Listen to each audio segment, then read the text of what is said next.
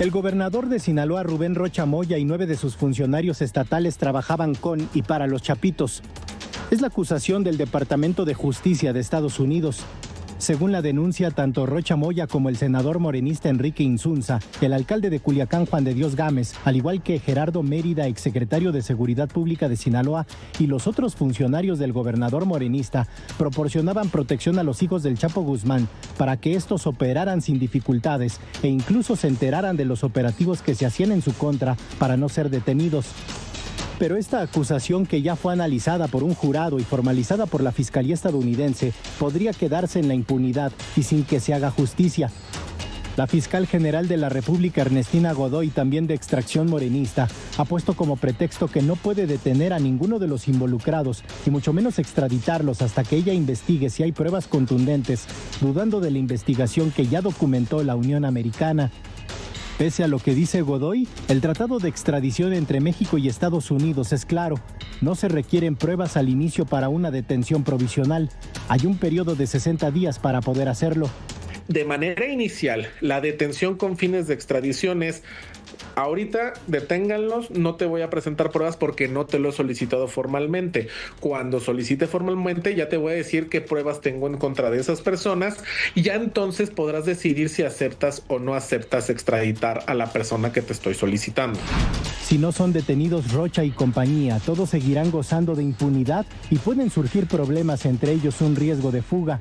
El hecho de no llevar a cabo esta detención, pues más que se pueda fugarse o no, pues finalmente es un tema ya de la bilateralidad entre ambos estados, en donde puede afectar pues precisamente relaciones.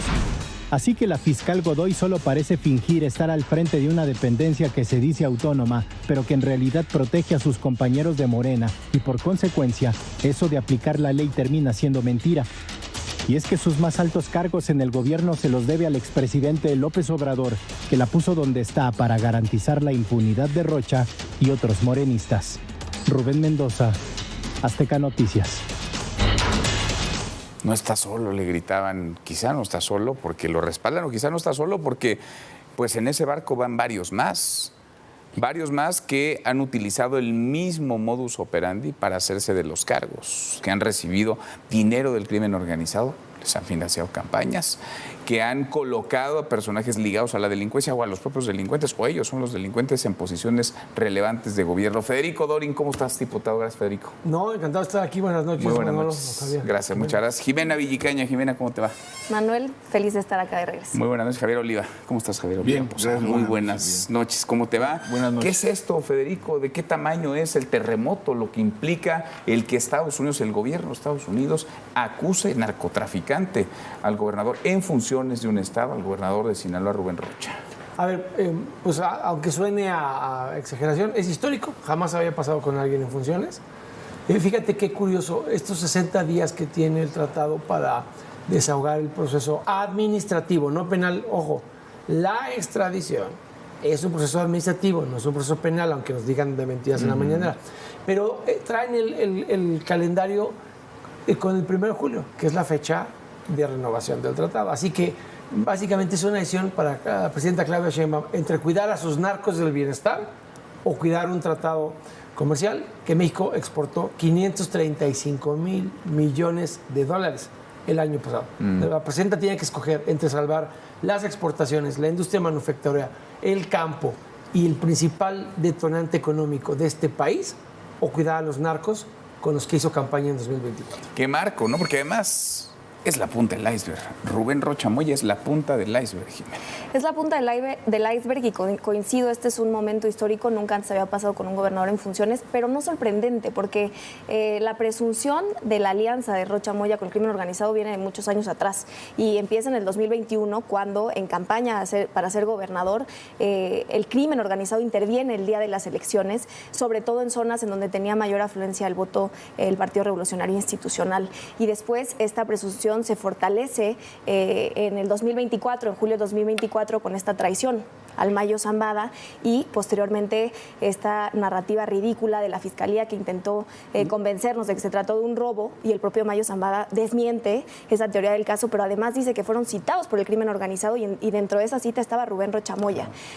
También además dice que fue porque iba a estar el gobernador, o sea, le tenía confianza. Era una cita para digamos, ser el garante de que se llevara a cabo en buenos términos el encuentro. Sino llevó poca escolta. Exacto, pues porque estaba con entre el amigos. Gobernador, y entonces estamos hablando que el capo criminal de una célula delictiva que en su momento fue la más importante del mundo señala a Rocha Moya de tener estos vínculos con el crimen organizado, pero no hace falta irnos tan lejos. El propio Rocha Moya lo admitió en diversas entrevistas, y esto se fortaleció después. Recordarán ustedes hace un año con esta lista que se filtró en la prensa mexicana de personas que estaban ya siendo investigadas por el aparato judicial de Estados Unidos, entre esos Adán Augusto, Rocha Moya, Américo Villarreal, y no hubo respuesta ni pronunciamiento por el Estado mexicano. Después se fortalece con que le retiran visas a gobernadores en funciones, la gobernadora Marina del Pilar en Baja California. Entonces, esta es la crónica de una muerte anunciada, y a mí me parece que lo que vamos a ver de aquí a donde sigue es lo que va a hacer Claudia, porque los muertos empiezan a apestar a los 2 días, Manuel, y yo quiero ver qué va a hacer Claudia para resolver el problema. Aunque él dice que no tiene miedo, que no teme a nada, que está tranquilo. ¿Cómo lo ves, Javier? ¿Qué piensas? Bueno, muchas cosas, por supuesto. Gracias nuevamente por la invitación. Mira, en mi próximo artículo de la revista Vértigo está titulado El Estado Mexicano contra el Crimen.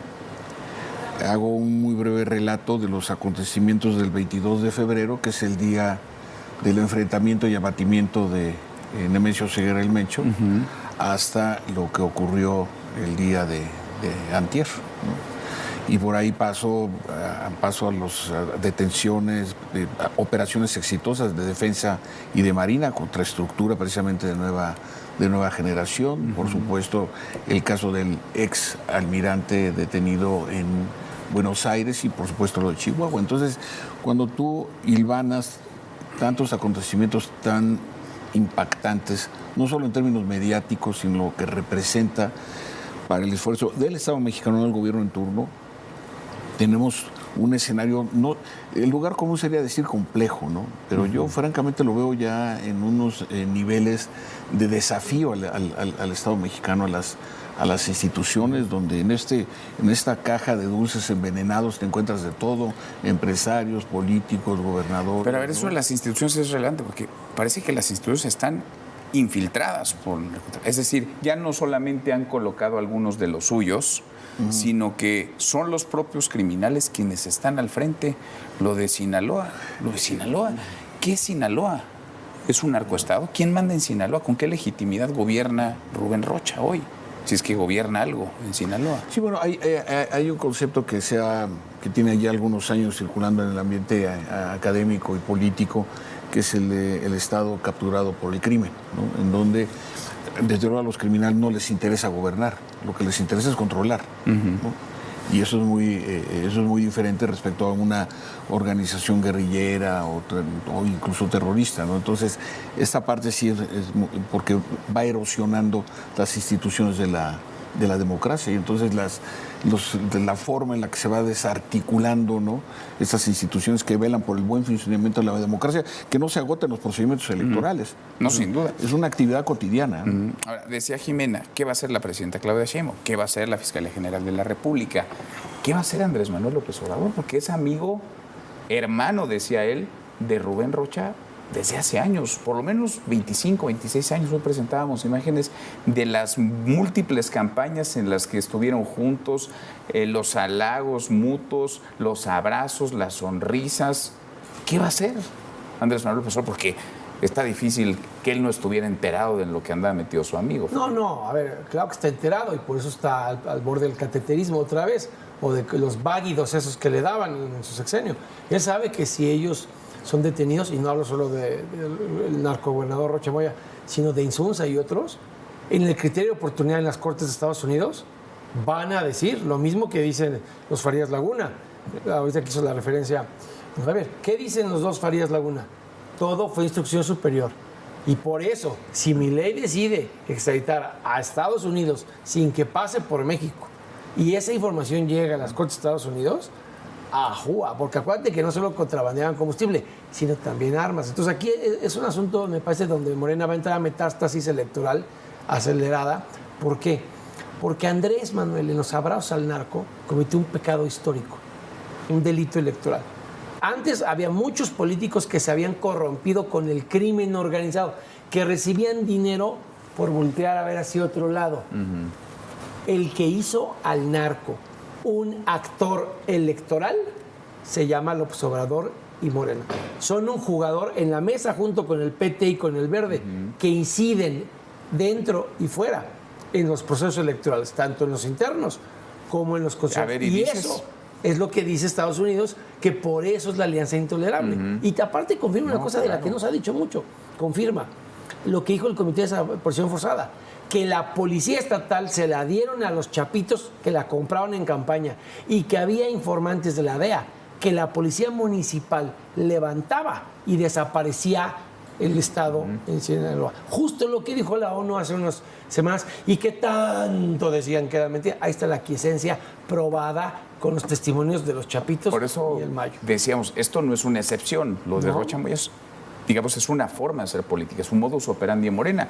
Y lo dejabas entrever. ¿Qué va a hacer el Verde y qué va a hacer el PT? ¿Van a pintar su rayo? ¿Van a caminar con un narcopartido? Porque si tienen a Rocha, tienen a otros en la misma circunstancia o una muy parecida. Ayer estaba sentado donde estás tú, Jimena, Mario Zamora, que compitió contra Rubén Rocha Moya, y nos relataba la forma en la que levantaron a toda la estructura electoral del PRI en el estado de Sinaloa. Los levantaron días antes de la elección, los dejaron ir algunos después, metieron balazos incluso a algunas personas, a propiedades, a fachadas, y ganó como ganó Rubén Rocha Moya. Esa es una elección ilegítima, es un gobernador ilegítimo.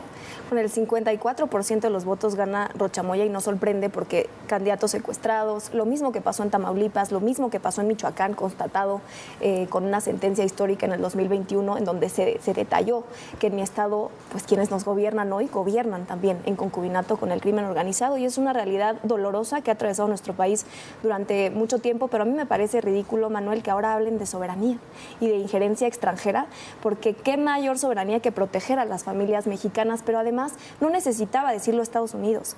La gente en Sinaloa lo ha dicho estos 598 días de guerra continuada, estos 598 días en donde han desaparecido a más de 3,000 personas, han asesinado a más de 2,000 personas, y la respuesta del gobierno ante eso fue decirle, como bien dijiste en la Cámara de Diputados, no está solo. Y efectivamente, Rubén Rocha Moya no estaba solo porque lo ampara el poder político, lo acompaña el poder político, y por eso no están dispuestos a romper esta alianza criminal, porque caerían todos.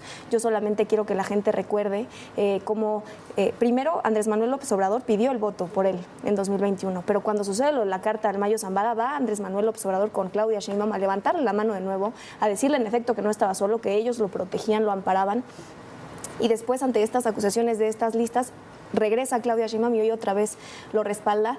Yo sí creo que hoy la presidenta tiene una decisión muy importante que tomar: o rompe relaciones con su principal socio económico, Estados Unidos, y le da la espalda, lo hablábamos con Federico afuera, a las personas, a las familias mexicanas, a los aguacateros en Michoacán, a los productores de berries en Michoacán, o rompe alianzas con el crimen organizado. Yo lo dije aquí en el primer programa que tuve contigo, presidenta, rompa el pacto de impunidad.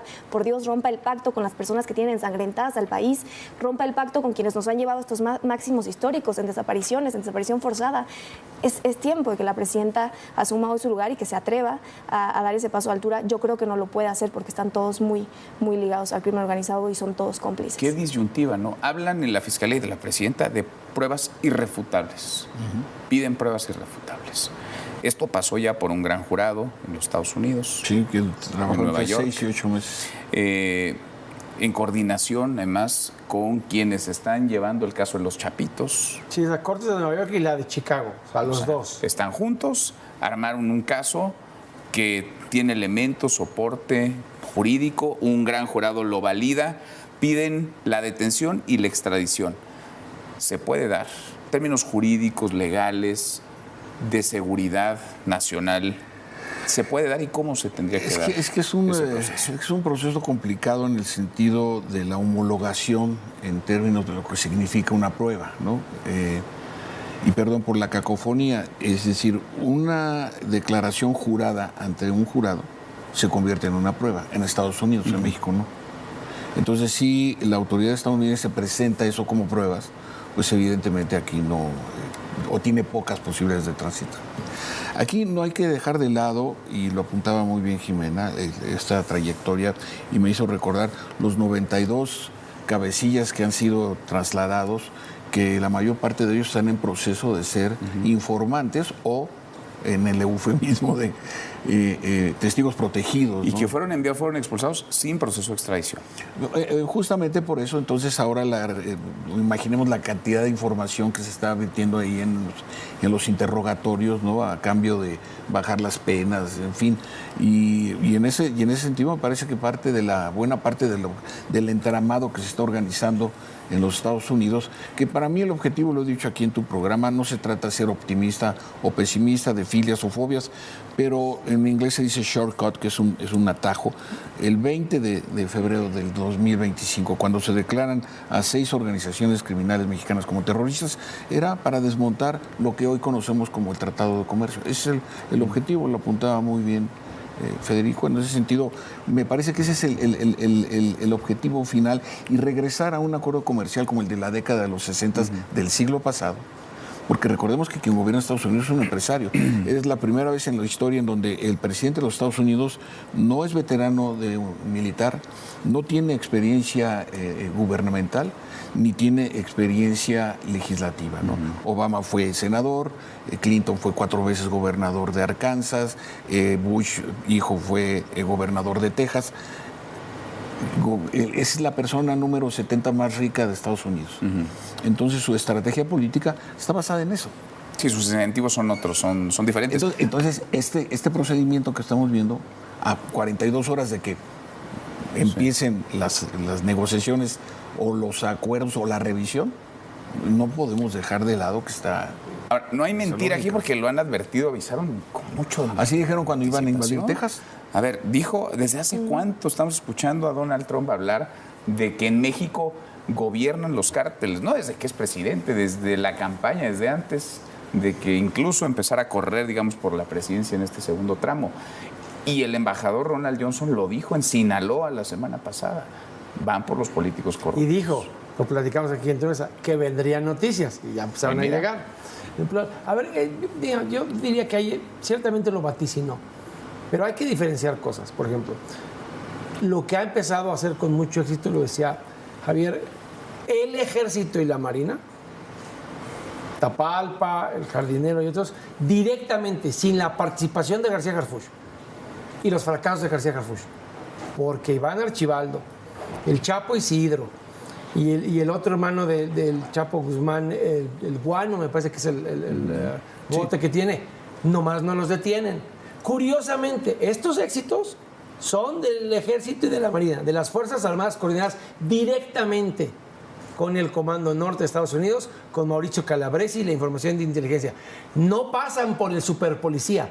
Por eso la molestia de Estados Unidos es decir, oye, estos políticos, no estoy hablando de Harfuch, pero cuando Harfuch depende de políticos corruptos, como Rocha Moya, donde le matan a su propia gente en Sinaloa. No, cuando te tienes que coordinar con él, ¿cómo vas a una reunión de seguridad Pilar, o con Américo, un capo del narcotráfico? Ahí me parece que también ellos llegaron a una ecuación donde dicen, lo que opero directo con el Ejército y la Marina tiene eficacia. Lo que opero con civiles corruptos metidos hasta el tronco por las elecciones con el narco no avanza. Entonces no basta con el Ejército y la Marina, necesitan deshacerse de los políticos corruptos, de los civiles infiltrados electoralmente por el crimen para ganar una elección. Por esa disyuntiva, esa decisión la van a tener que tomar, o la están tomando ya, porque no tienen mucho tiempo por delante. Sí, hoy toman esta narrativa populista, barata de la soberanía, pero esto no hubiera ocurrido si nuestro sistema judicial operara de manera eficaz, porque Rocha Moya habría tenido que ser investigado desde la primera investigación periodística que surgió en el país. Tuvo que haber sido investigado, insisto, cuando salió a la luz esta carta del Mayo Zambada, cuando las propias familias que las hay en su contra, ciudadanas salieron a las calles a exigir su renuncia, pero eso no sucedió y hoy están muy enojados con Estados Unidos, pero como dije al inicio del programa, hoy es un muerto político y los muertos apestan al segundo día, entonces pues a ver en los días siguientes qué hace la Presidenta de la República. Pues a ver a cuánto se lleva, ¿no? Entre las patas. Digo, va a ser una fórmula, una vía de negociación y presión política, insisto, para las conversaciones del Tratado de Comercio. Pero esto creo que se va a poner de la chingada. No, ya. Geográficamente hablando. No, ya en Palenque ya no tienen uñas. Me imagino que ya se las terminaron. Gracias, Federico. Muchas gracias, Jimena. Javier, gracias. Muchas gracias. Hasta mañana. Pásela muy bien.